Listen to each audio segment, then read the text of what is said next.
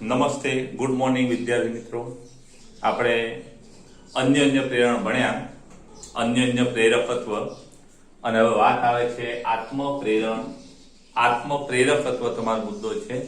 એમાં પ્રશ્ન આવો પૂછાય છે કે આત્મપ્રેરણ એટલે શું? આત્મપ્રેરિત EMF નું સૂત્ર મેળવો. તો ખાસ યાદ રાખજો, આત્મપ્રેરણ એટલે જ્યારે કોઈ ગૂંચળામાંથી વહેતા વિદ્યુત પ્રવાહમાં ફેરફાર કરવામાં આવે. ગૂંચળું અલગ કરેલું હોવું જરૂરી છે. એટલે જ્યારે અલગ કરેલા ગૂંચળામાંથી વહેતા વિદ્યુત પ્રવાહમાં ફેરફાર કરવામાં આવે ત્યારે તેની સાથે સંકળાયેલા ચુંબકીય ફ્લક્સમાં ફેરફાર થાય અને એમાં વિદ્યુત પ્રવાહ પ્રેરિત થાય છે. આ જે ઘટના છે, આ ઘટનાને શું કહેવામાં આવે છે? તો કે આત્મપ્રેરણ કહેવામાં આવે છે. એટલે આત્મપ્રેરણ એટલે શું? તો ખાસ યાદ રાખજો કે જ્યારે અલગ કરેલા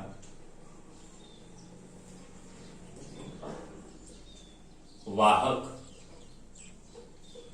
ગૂંચળા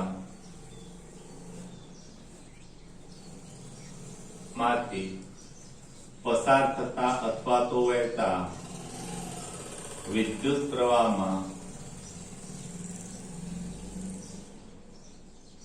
ફેરફાર કરવાથી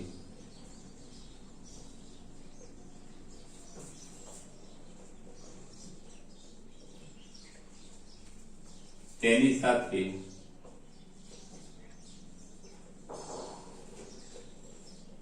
સંકળાયેલા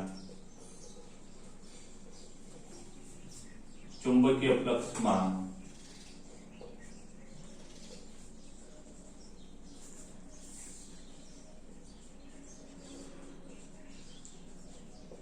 ફેરફાર કરી EMF મેળવી શકાય છે.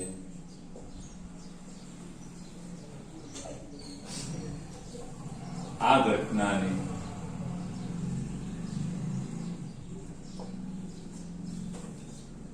આત્મપ્રેરણ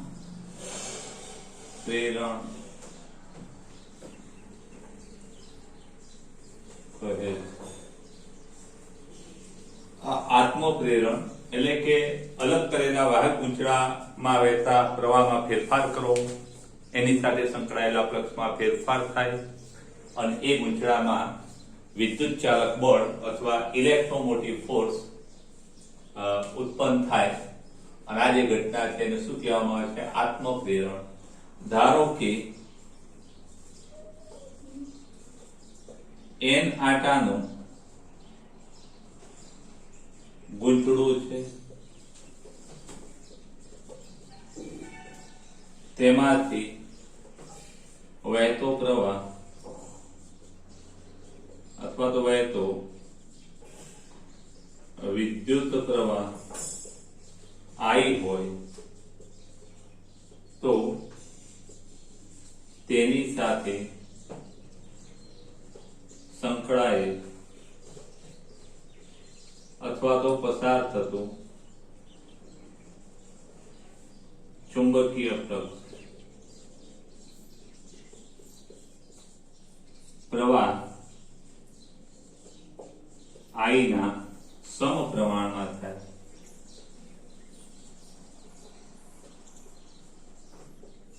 અથવા તો મળે અને માટે flux N phi B, B એટલે magnetic flux N phi B ચલે છે પ્રવાહ I અને માટે N phi B is equal to LI.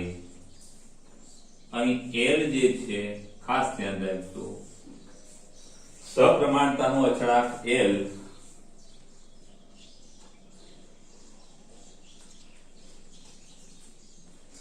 અથવા તો અચળાંક L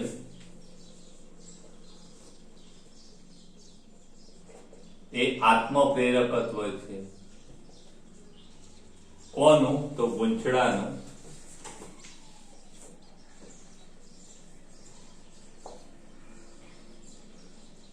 આત્મ પ્રેરકત્વ છે, ગૂંચળાનું આત્મપ્રેરકત્વ. હવે એક વાત ખાસ યાદ રાખજો, જ્યારે પ્રવાહમાં ફેરફાર કરવામાં આવે એટલે ફ્લક્સમાં ફેરફાર થાય અને ફેરેડેના નિયમ મુજબ ગૂંચળામાં ઉદ્ભવતું પ્રેરિત ઈએમએફ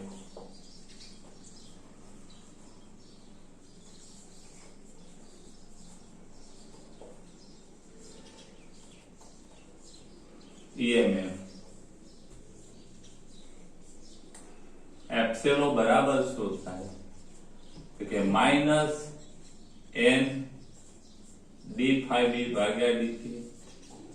આ n આપણે વિકલનમાં અંદર રાખવો હોય તો પણ રાખી શકીએ, એટલે કે d dt ઓફ ફ્લક્સના ફેરફારનો સમય દર. અહીંયા n⁵b ની જગ્યાએ શું મુકાય? Li મુકાય અને માટે epsilon is equal to minus L minus d dt કૌંસમાં n⁵ ની જગ્યાએ L ગુણ્યા I. અહીંયા L છે એ અચળાંક છે, અચળાંકના આપણે સંકલનમાં મૂકતા નથી એટલે માઇનસ વિકલનમાં મૂકતા નથી, L di by dt. આ સમીકરણ નંબર આપણું આ 2 થશે. અને અહીંયા જે એપ્સિલો મળ્યો એને શું કહેવાય? તો કે આત્મ પ્રેરિત ઈએમએફ. ખાસ યાદ રાખજો, આત્મ પ્રેરિત ઈએમએફ નું સૂત્ર 2 માર્ક્સમાં પૂછાતો પ્રશ્ન છે. એટલે આત્મપ્રેરકત્વ એટલે શું અને આત્મપ્રેરિત ઈએમએફ નું સૂત્ર મેળવો. હવે એક વાત ખાસ યાદ રાખજો કે અહીંયા આત્મપ્રેરકત્વ L ની 2 વ્યાખ્યાઓ ઘણી વખત પૂછાતી હોય છે, એના એકમો. તો એક વધારાનો પ્રશ્ન આમાં પૂછાય છે, ખાસ યાદ રાખજો. અહીંયા આપણો આ પ્રશ્ન પૂરો થઈ ગયો. L ની 2 વ્યાખ્યાઓ,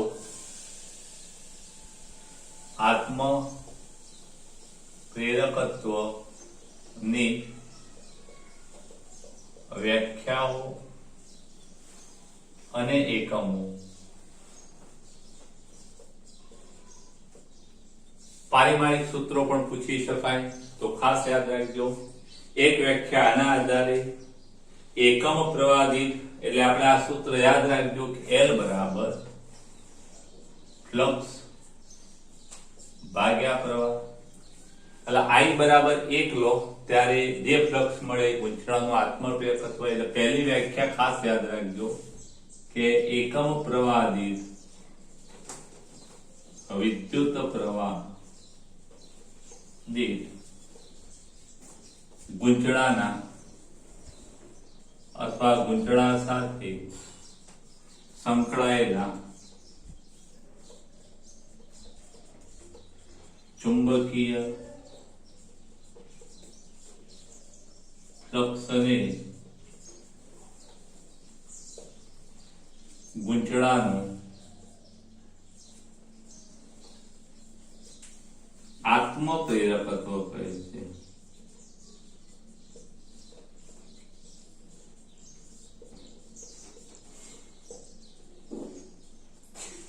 એક બીજી વ્યાખ્યા આપણે આના પરથી પણ બનાવી શકીએ કે જો એપ્સિલો બરાબર 1, બીજી વ્યાખ્યા સમીકરણ 2 પરથી. તમારે તો ખાલી વ્યાખ્યા યાદ રાખવાની છે કે જો di by dt is equal to આપણે 1 એમ્પિયર પર સેકન્ડ લઈએ કૌંસમાં એકમ, તો L બરાબર minus L is equal to એપ્સિલો. ખાસ યાદ રાખજો, ખાલી આનું મૂલ્ય જ મહત્વનું છે. એટલે એની બીજી વ્યાખ્યા આવી થાય કે જો ગૂંચળામાંથી વહેતા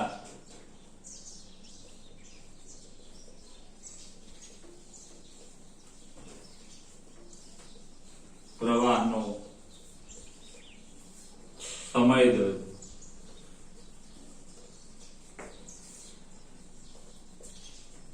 di/dt 1 એકમ હોય ત્યારે તો તેના આત્મપ્રેરકત્વ આત્મપ્રેરિત EMF ને ખાસ યાદ રાખજો, તેના આત્મપ્રેરિત EMF ને તેનું ઇન્ડક્ટન્સ કહે છે. તેનું ઇન્ડક્ટન્સ એટલે કે આત્મ પ્રેરકત્વ કહે છે. ખાસ યાદ રાખજો.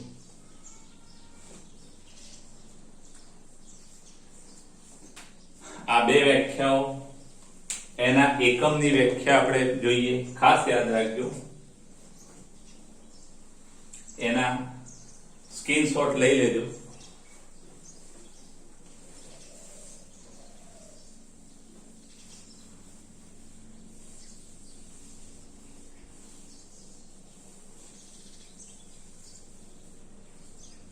એના એકમની વ્યાખ્યા તો એનો એકમ હેનરી છે. L નો એકમ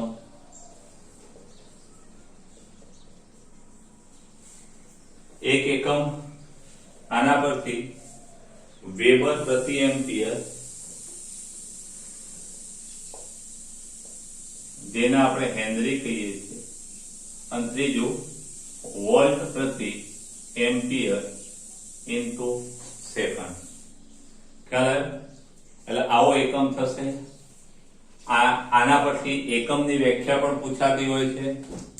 પ્રશ્ન એવો પૂછાતો હોય છે કે આત્મપ્રેરકત્વના એકમ હેનરીની વ્યાખ્યા. ખાસ યાદ રાખજો, હેનરીની વ્યાખ્યા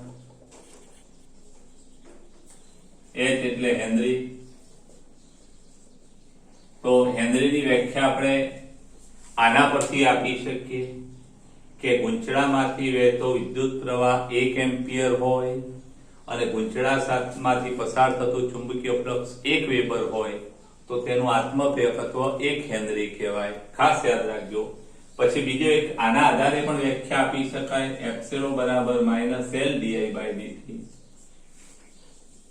આના પરથી પણ 1 હેનરીની વ્યાખ્યા આપી શકાય. ખાસ યાદ રાખજો, જો ગૂંચળામાંથી વહેતા વિદ્યુત પ્રવાહના ફેરફારનો સમય દર 1 એમ્પિયર પર સેકન્ડ હોય અને તેમાં ઉદ્ભવતું આત્મપ્રેરિત EMF 1 વોલ્ટ હોય તો તેનું આત્મપ્રેરકત્વ 1 હેનરી છે તેમ કહેવાય.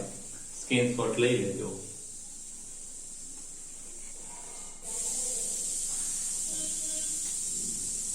મિત્રો, એક બીજો સરસ પ્રશ્ન. સોલેનોઇડના આત્મપ્રેરકત્વનું સૂત્ર L બરાબર μ0 n2 એ L મેળવો. આત્મપ્રેરકત્વ એટલે ખાસ યાદ રાખજો, આપણું સૂત્ર આ કે ફ્લક્સ ભાગ્યા પ્રવાહ. અન્ય તો બીજાનું ફ્લક્સ, પહેલાનો પ્રવાહ. ફ્લક્સ અને પ્રવાહનો ભાગાકાર. તો ધારો કે પહેલા સોલેનોઇડ આપણે કેવો લઈએ એનું વર્ણન કરી દઈએ. ધારો કે L લંબાઈ અને L લંબાઈ એ આડછેદનું ક્ષેત્રફળ અથવા આડછેદ અને એકમ લંબાઈ દીઠ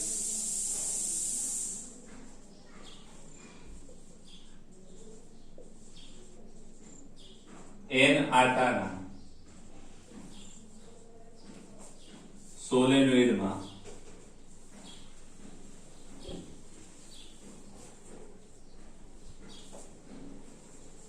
I પ્રવાહ પસાર કરતા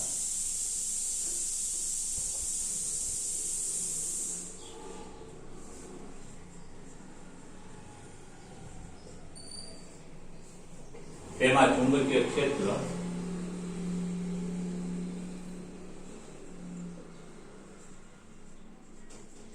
તો ચુંબકીય ક્ષેત્રનું સૂત્ર આપણે ભણી ગયા. B બરાબર μ0 સ્મોલ n I. ફ્લક્સ કેટલું? તો કે ફ્લક્સ n phi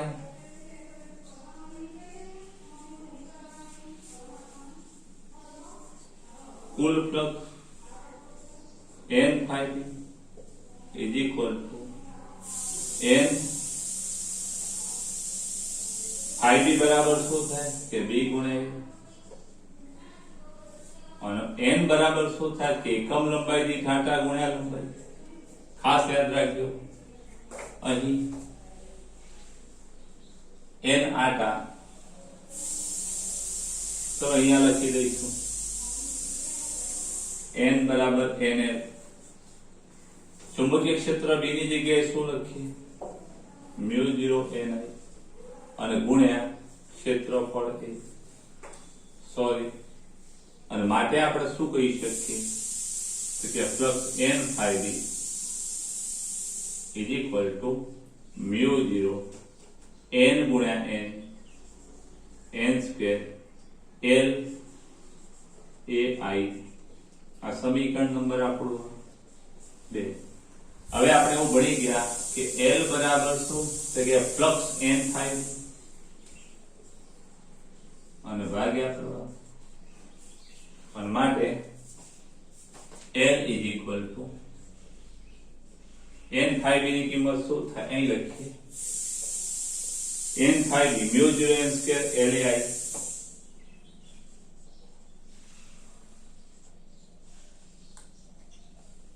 l અને ભાગ્યા પ્રવાહ i. અહીંયા i ઉડી જશે અને માટે આપણું l નું સૂત્ર આવું થશે કે μ0 n સ્ક્વેર a ગુણ્યા l. ખાસ યાદ રાખજો સોલેનોઇડના આત્મપ્રેરકત્વનું સૂત્ર અહીંયા આપણું પૂરું થાય છે, પણ એમાં એક વધારાની વાત પૂછાય તો એ તમારે આવું પૂછાય કે જો સોલેનોઇડમાં μr સાપેક્ષ પરમિએબિલિટી ધરાવતું માધ્યમ મૂકવામાં આવે. ખાસ ધ્યાન રાખજો, આ વધારાની વાત કલર બદલીને લખો છો. જો સોલેનોઇડમાં μr સાપેક્ષ પરમિએબિલિટી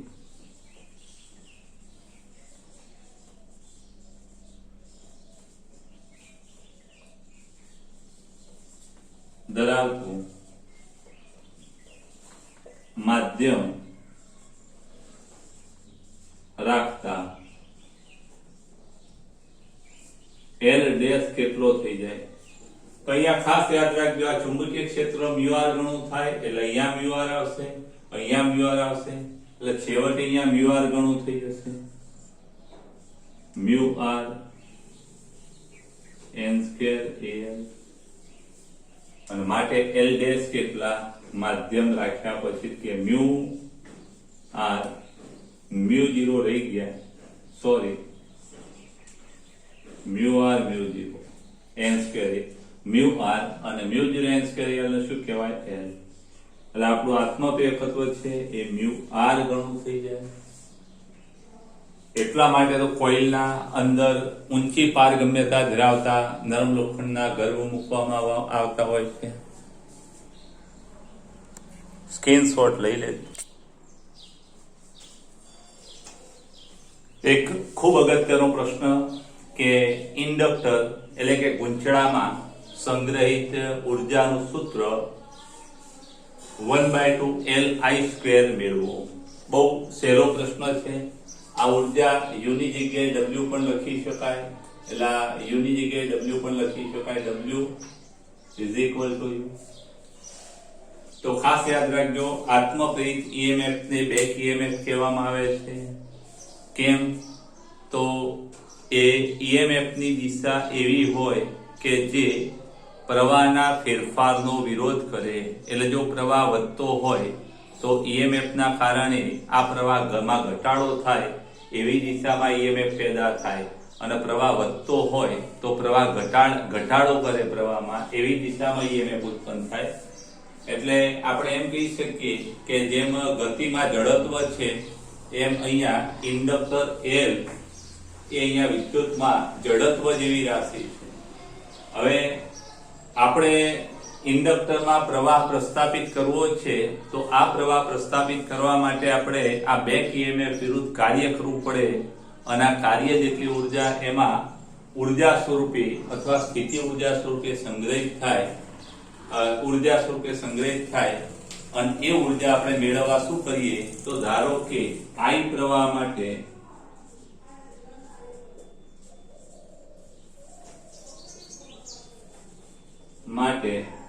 કાર્યનો દર,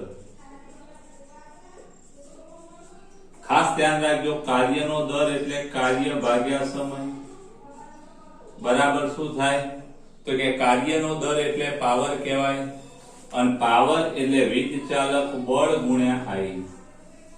VI આપણે ભણેલા છીએ એટલે કે એપ્સિલોન I અહીં માનાક જ લીધેલું છે, ખાસ યાદ રાખજો. અને માટે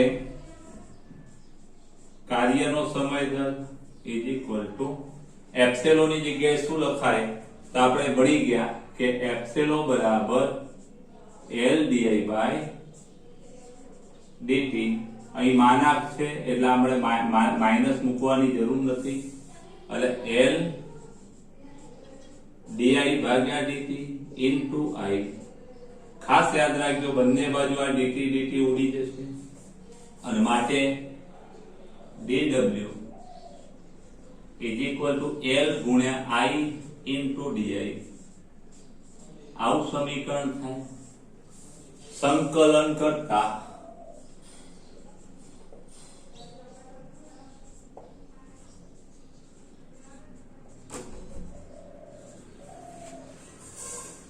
સમીકરણ 1 નું સંકલન કરતા integration dw is equal to L અચળ છે એને આપણે બહાર કાઢીએ ઇન્ટિગ્રેશન I di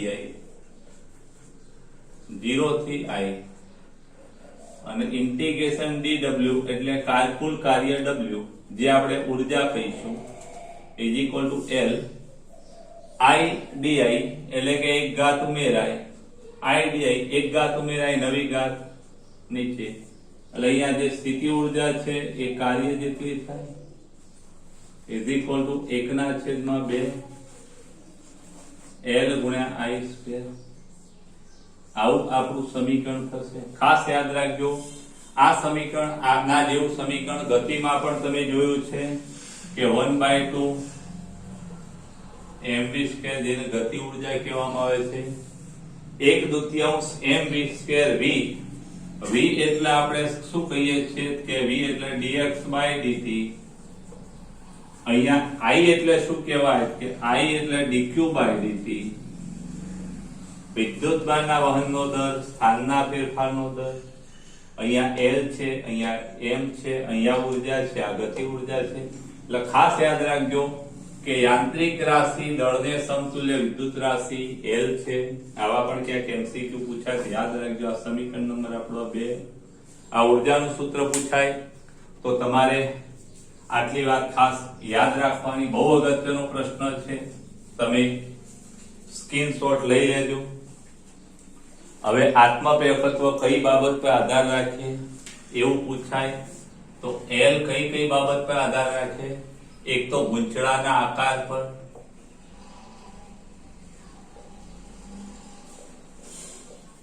આકાર, પરિમાણ, ગૂંચળામાંના માધ્યમ પર,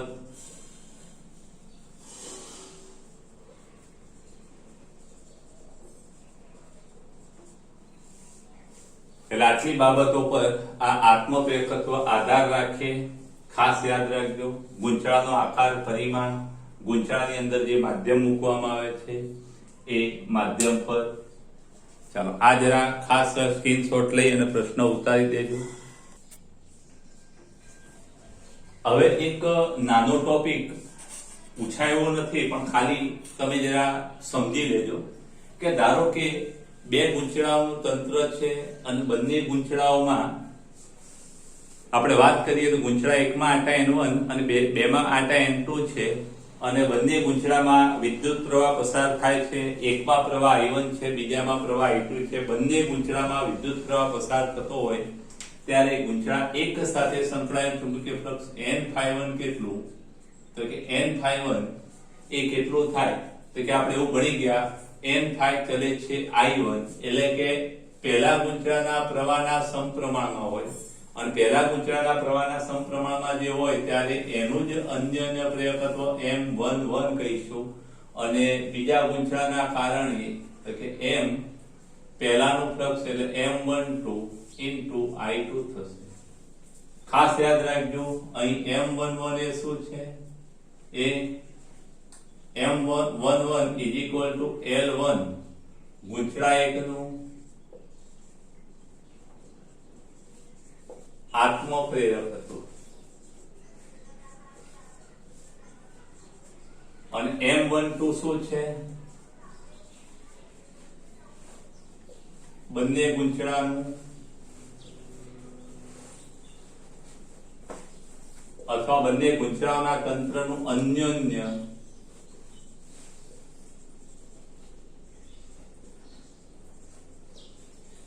ખાસ યાદ રાખજો.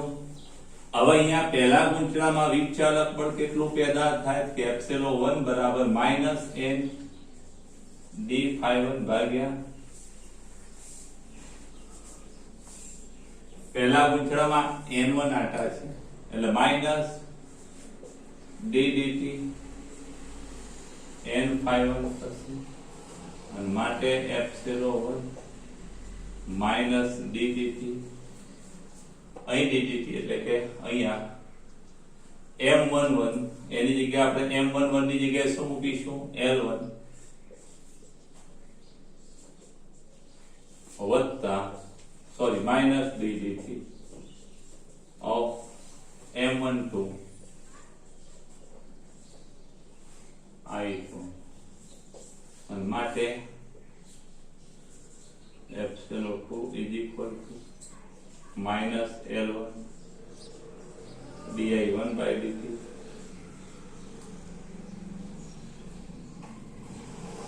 and minus M12